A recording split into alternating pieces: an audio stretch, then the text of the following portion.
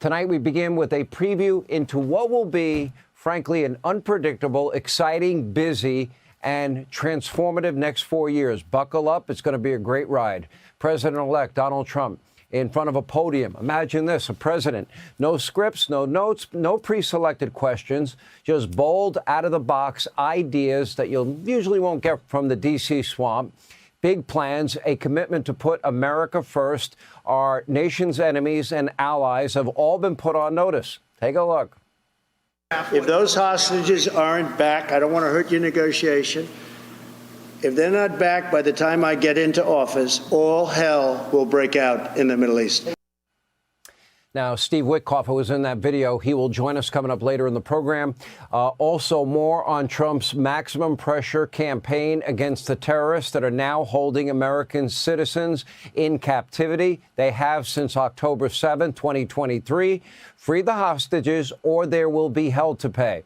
But first, more from today's wide-ranging press conference, including a big new plan to rebrand the Gulf of, well, while holding our neighbors to the south and to the north accountable. Take a look. You decide. We're going to be changing the name of the Gulf of Mexico to the Gulf of America, which has a beautiful ring that covers a lot of territory. The Gulf of America, what a beautiful name. And it's appropriate. It's appropriate.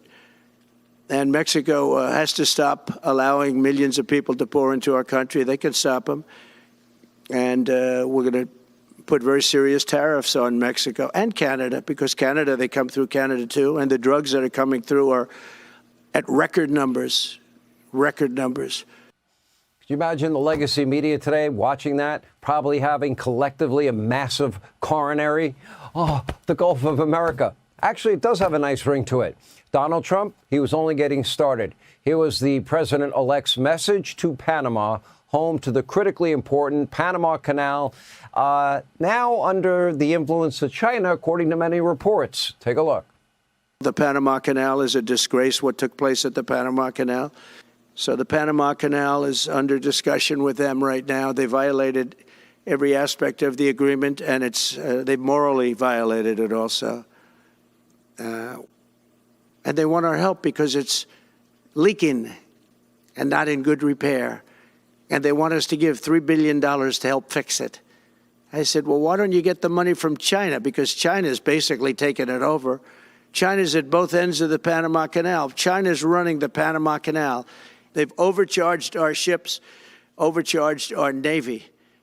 And then when they need repair money, they come to the United States to put it up. We get nothing. Those days are over. Donald Trump, he also has big plans for another strategic area of the world after first floating an idea to buy mineral-rich Greenland from Denmark a few years back. Well, Trump's vision now could actually be a reality. Today, Donald Trump Jr. visited that island to share his father's plans. Let's take a look. This looks like the runway Santa Claus would land at. Guys, we're here in Nuuk, Greenland. This is the founder, 1721. That yellow house with the red top, that was his original spot. That's where he moved. This is where it all started out here. Just incredible scenery. Super cool stuff. Don Jr. will join us with more details on his trip to Greenland. That's coming up. But first, at today's presser, Donald Trump also had a message for the current president, Joe Biden, and his plan to ruin, destroy America's oil and gas industry. You know, that which would make America the single most energy-rich country on the face of the earth, and his continued attempts to sabotage the incoming administration. Take a look. They take 625 million acres and they essentially landmark it so you can't ever drill there again. Well, we're going to be drilling soon. Couldn't believe the size of it. I mean, you put down a map and put this up. It's just massive. And remember that that's worth probably, I mean, I've had estimates, $40 to $50 trillion. That's more than our national debt. Essentially, he's thrown it away. He's thrown it away. He's taken $50 trillion. So if we owe $35 trillion, he's taken $50 trillion of value and thrown it right out the window. And guess what? Trump will take it back. You'll pay less for gasoline. Diesel prices will come down. That means the cost of transporting everything you buy in every store you go to will also go down. That will help inflation. That will help the economy. That will lower interest rates. And that will put Americans on a better financial footing.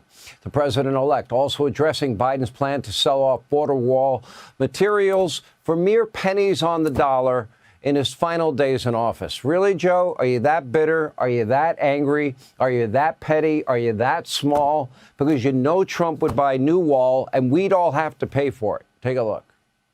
We won the case on the wall. You know, they tried to sell the wall for 5 cents on the dollar, by the way. And we had, fortunately, a judge that stopped that. But they were already discarding the wall. And fortunately, we had a very smart judge that stopped it cold. I think he called for an investigation, too, and he should. But think of it. They were selling the wall that was exactly the wall that the Border Patrol wanted. That was designed by them. Steel, concrete, rebar, exactly as they want. Very, very heavy steel, very powerful steel, hard to cut. This is why you, the American people, this is why you went to the polls in record numbers. This is why America elected Donald Trump. His energy, creativity, his out-of-the-box thinking, his commitment to fight for the American people. That means all of you, 24/7, 365. He's not going to be on the beach in Delaware every weekend. And even though Donald Trump is not back in office yet, well, the wins, they're starting to pile up. At the presser, Donald Trump announcing a new $20 billion investment from a company out of Dubai. Now, this will create thousands and thousands of high-paying career American jobs in the Midwest and the Sun Belt. And more good news tonight. Facebook announcing an end to its censorship campaign, shuttering the so-called fact-checking mechanisms on all of Meta's platforms. Now, this has been building now for some time. You might recall the letter that Zuckerberg wrote to Jim Jordan. It was about a year and a half ago. And he said he regrets giving in to the pressure from the Biden administration on issues involving COVID and Hunter's laptop, and won't happen again. Make no mistake, we are on the precipice of a new day in America. Freedom, justice for all is making a comeback. Equal justice under the law, making a comeback. Equal application of our laws, making a comeback. Restoring the FBI, our intelligence community, to their former greatness. That'll make a comeback, too. And guess what?